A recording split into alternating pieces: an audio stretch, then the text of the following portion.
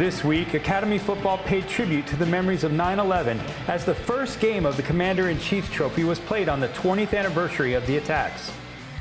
In Annapolis, the Air Force Falcons relied on a stingy defense to stymie Navy.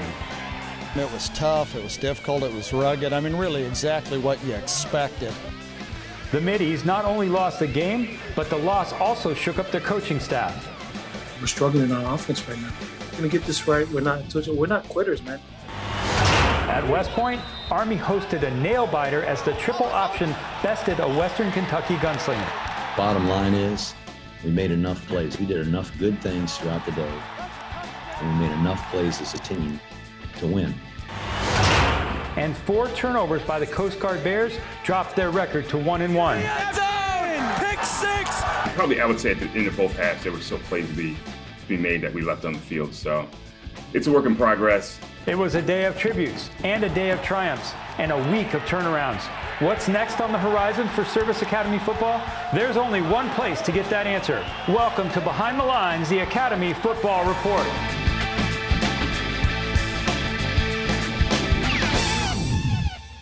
Week 2 is now in the history book, as is the first Commander-in-Chief's game of the season. And right now, Air Force has the lead. Hello and welcome to Behind the Lines. I'm Graham Knight. If you're an Air Force Falcons player, coach, or fan, you've got a lot to be happy about. A 2-0 start to the season, including a big win over Navy. There's lots of reasons to celebrate. Reasons like Brad Roberts, who led the Falcons with 97 yards rushing and 2 touchdowns. And reasons like Hazik Daniels, who was 3 for 10 passing, had 1 rushing touchdown, and the rest is history as Air Force wins the first round of the CIC. If you're a Navy player, coach, or fan, losing at home to Air Force for the first time since 2011 has got to hurt. A clear sign of the frustration can be seen in the firing and then reinstatement of offensive coordinator Coach Ivan Jasper. We'll get into that about face in a hot minute. But our headline this week is the quest for the Commander-in-Chief's Trophy, and we start with Air Force and their dominant 23-3 win over Navy. Here's Diane Roberts. The 54th meeting between Air Force and Navy started out as a gorgeous fall day, but with a heavy dose of emotion. There was the Midshipman March On, the impressive parachuters from the sky, and the teams running onto the field carrying American flags on this 20th remembrance of the 9/11 attacks. To top it off, both teams came dressed, wearing special uniforms for the occasion. Air Force honored the Vietnam-era B-52 bomber, while Navy's were a nod to traditional Marine Corps dress blues. While the build-up to the game was exciting, it started off slowly, with much more defense and very little offense on either side, and the first quarter ended in a 0-0 tie. Navy was the first team to score on a 23-yard field goal from junior kicker Bijan Nichols to put the Midshipmen up 3-0. But those were the only points Navy would put on the board all day. Then in the second quarter, Navy running back Chance Warren muffed a punt that Air Force recovered, but they couldn't convert into points. The Falcons dominated time of possession, 37 minutes to 23. First downs, 14-6, and total yards of offense, 225-68. Hats off to them. It's a tough loss. You know, it's always tough losing to a service academy. Just give them credit, man. Just give Air Force credit, but it's a hard one to swallow. Their guys played exceptionally hard, and our guys fought like crazy. And I'll tell you, the part that pleased you was I felt like we got a little stronger. We executed a little better as the game went forth. Air Force running back Brad Roberts ran for 2 touchdowns, and the Air Force D held Navy to 1 first down until the fourth quarter. We just stayed aggressive and just played our keys and played how we could play. As for Navy, besides their sluggish offense, special teams was a liability. They fumbled a punt return, kicked their own terrible punts, and saw a bad snap sail into the end zone for an Air Force safety. Just trying to console your players. As a coach, you're frustrated, you're mad that you lose. There's all those feelings. But first and foremost, you feel for your players. You feel for them and the pain that they're going through. And our defense was obviously incredible today, and they really just showed everybody what they can do and the kind of players that we have. The offensive struggles weren't just embarrassing. They led athletic director Chet Gladchuk to fire offensive coordinator Ivan Jasper immediately after the game. Head coach Niumatalolo pleaded for Jasper's job. There's some emotion involved, obviously, but we just lost a big game. Jasper has since been reinstated, relegated to coaching quarterbacks, while Coach Niumatalolo will call plays. The longtime assistant had been Navy's offensive coordinator for 14 years and with the football program for 22. If you're looking for reasons why the AD may have had enough, look at this. Navy has failed to score more than 7 points in any of its last 5 games, and the Middies have lost 7 straight games dating back to last year. We still got a lot to play for. Coach Jasper has meant so much to this program. Obviously, we're not playing well now on offense, but the things that he's done for this school and for this program over the years has been monumental. We're a stronger program. We have a better chance if he's with us. Air Force improves to 2-0 with this CIC win. Navy drops to 0-2.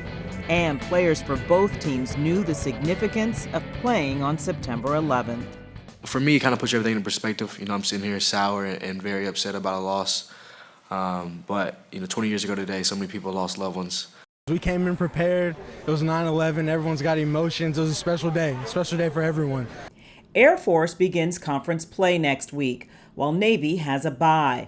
That will give them some extra time to sort out their offensive woes and try to keep the staffing turmoil to a minimum.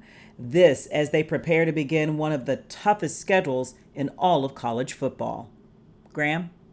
Yeah, the Falcons' Mountain West opener at home is against a Utah State squad that's 2-0 on the season, including a win over Washington State. Thanks, Diane. And speaking of 2-0 teams, Army welcomed fans back to Michie Stadium for the first time since a 47-6 win over VMI on November 16, 2019. 665 days later, fans were back in the stands to witness a Black Knights ground battle and the 11th straight home win for Army. And the roar of the crowd really had an impact. Here's Erin Summers. To look around and see fans in the stands and hear that roar again after a big play, it was a lot of fun. I know our players were charged up and excited. With a core behind them, it was bend, not break for the Black Knights in the 38-35 win over Western Kentucky. For an Army team that led the nation in total defense a year ago, it was a rare thing for the Black Knights to give up nearly 500 yards of offense. Sometimes it's that way. Sometimes you get into a competition and you're fighting for your life and you got to go all the way to the end, and that's what our guys did. Quarterback Christian Anderson opened up the Army playbook with a mix of long, sustained drives and quick passes. The Black Knights pounding the ground for 348 yards. Anderson led the team with 126 rushing yards. Running back Jacoby Buchanan added 61 and 2 TDs.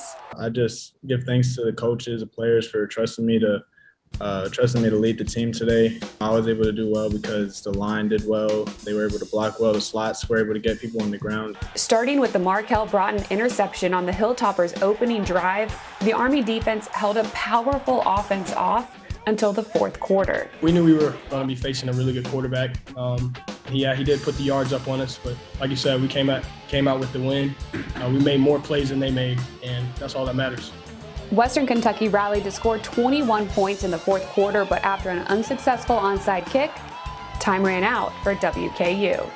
The Black Knights again dominated time of possession, nearly 2-1. 2 of their 5 touchdown drives ate up more than 8.5 minutes each. I think we just got to figure out how to finish the game off a little bit better. For the next game, just being able to finish off the opponent when we have the chance. That next game is back at Michie Stadium against Connecticut. The Huskies, who are currently being led by interim head coach Lou Spanos, are coming off a 49-0 loss to Purdue. They've got talented football players. They've got a really big football team. You look at them on defense. They're as big a team as we've played in a good while. So we'll have our challenges and our work cut out for us. UConn is winless on the season at 0-3 and averaging just 197 total yards per game. They've given up more than 40 points in 2 shutout losses so far this season. That win over Western Kentucky marks the 4th time in the Monken era that Army has opened the season with back-to-back wins. In 2016, Army actually started the season 3-0. Thanks, Erin. For the Coast Guard Bears, it was a tough game too. 4 interceptions thrown by Tafari Wall led to a 21-18 loss. The Bears actually led at halftime on the strength of an early field goal by Finnegan Hall and a 41-yard touchdown from Wall to DeMazzo Jamie to make it 10-7. But 3 INTs in the fourth quarter sealed the Bears' fate, including a pick 6 by Curry Cameron Cruz to put Curry up 21-14. The Bears added a late touchdown on a pass from Wall to Kaladi, but it was too little, too late. And Coast Guard coach C.C. Grant said he was impressed by his young quarterback, Tafari Wall, and how he dealt with the loss. To the kid's credit, he came over to me after the game and said, "Hey, this one's on me." And I said, "No." I said, "We lost as a team, and that's the way it's always going to be." But to his credit, you know, I think he's, in his own mind, he's taking blame for the loss. So although we would never do that to him. So that in a lot of ways shows me the maturity that he's already has. Talk to me from the defensive side of the ball. Seem really strong. What are you proudest of there? Pretty much. I mean, guys are, you know, we got a bunch of tough guys, you know, outsized in a lot of cases, but 2 guys that stick out in mine are 2 of my linebackers, Mike Palermo and Connor Healy, are playing tremendous right now. They're the ones responsible for getting us lined up. They're in the middle. They're everything kind of runs through them, and they're doing great.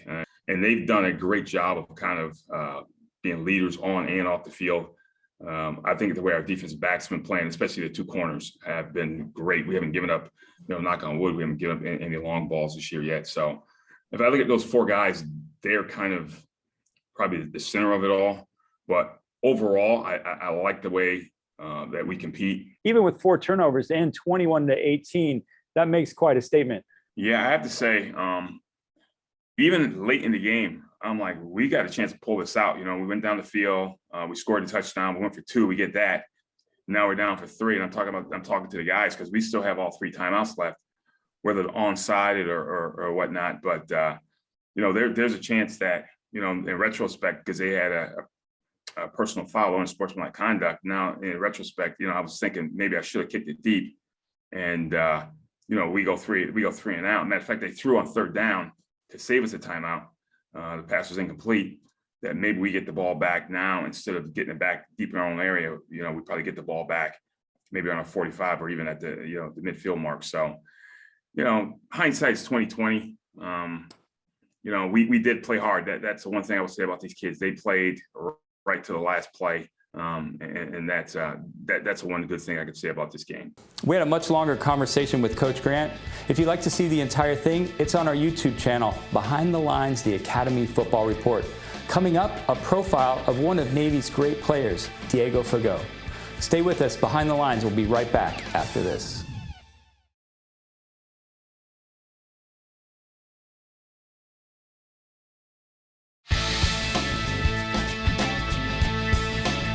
Welcome back to Behind the Lines. I'm Diane Roberts.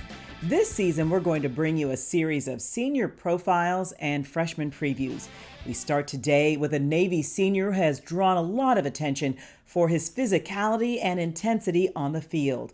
We're talking about linebacker Diego Fagot. He has started all but 1 game he's played at Navy, and he's the team's leading tackler. That is the Diego Fagot most people see on Saturday afternoons at Navy Marine Corps Memorial Stadium or on the road against Navy's opponents. This is the Diego Fagot his family sees, a young man who loves being part of both his blood family and his Navy one. I think just having that unity, having that closeness is really key, especially on defense. Fego is a senior linebacker for the midshipmen and one of 4 co-captains on the 2021 squad. He takes his job as a team leader seriously. It's a great honor. It's probably one of the things that I'm going to hold on to the rest of my life. I really got to be the representation of Navy football, representation of the brotherhood and everything we stand for. I feel like I'm a more vocal guy, like on the defense. I feel like I'm someone that kind of gets the guys going. Getting teammates charged up and on the right path is something number 54 wants to do, and something he learned from those who came before him.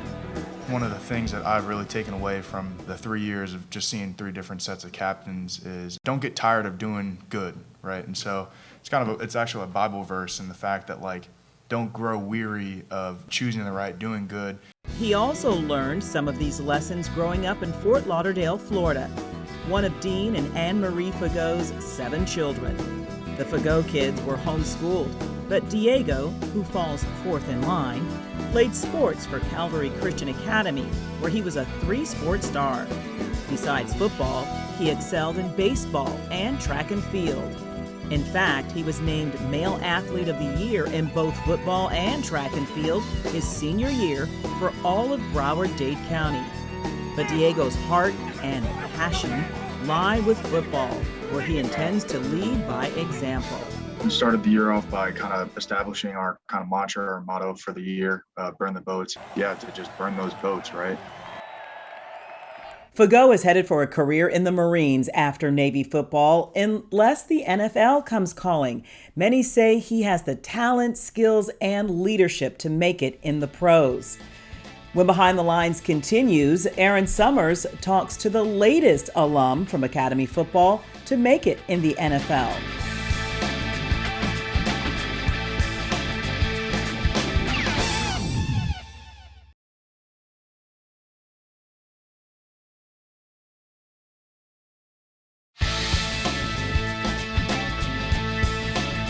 It was good. First ball game, he was really excited that he got a chance to play, and he helped out. That's Seattle Seahawks head coach Pete Carroll on former Army linebacker and undrafted free agent John Rhattigan, who just had a week to remember in Seattle. The Seahawks elevated Rhattigan from their practice squad, and the linebacker made his NFL debut against the Indianapolis Colts on Sunday. Take me through that moment when you're stepping on the field for the first time for your first NFL game. It was very surreal, such a great feeling, and to be wearing a Seahawks uniform, such a privilege. So I feel very blessed to have that opportunity and to go out there against the Colts playing in Lucas Oil Stadium. It was a great season opener, and it was a great team win for us. How did playing at Army and that lifestyle there at the Academy prepare you for this opportunity here? Well, being able to graduate from West Point and going through my 4 years there, that helped me tremendously. And I knew that it would throughout my time there, but I didn't see how much it would until now, until I'm truly out of there, graduated, and playing in the National Football League. That's another blessing in my life. I just feel so fortunate to have graduated and gone through West Point and learned everything that I did, because that's a place that I'll be forever indebted to. All the relationships that I made and all the lessons learned. It certainly helped develop me into who I am today. And now that I'm starting my football career outside of college, in the professional world, being at West Point, it really taught me a lot about discipline and time management. And I think that that's been huge for me just in the first, 4 or 5 months of my NFL career. I'm really happy for John and proud of him.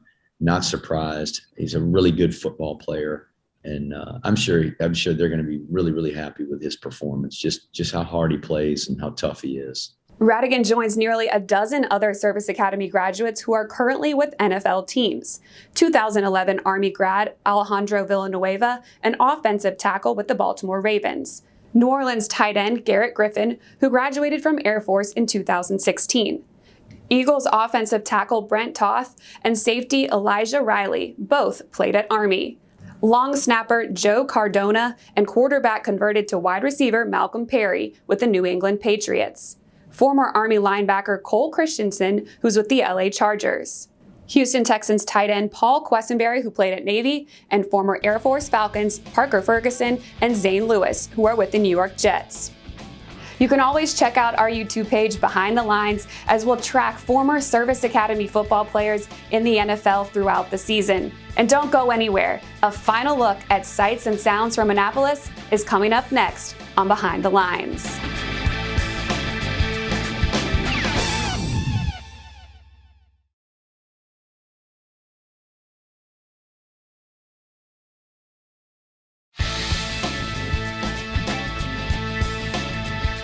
Well, that's all the time we have on this show, but the content never stops on our YouTube channel.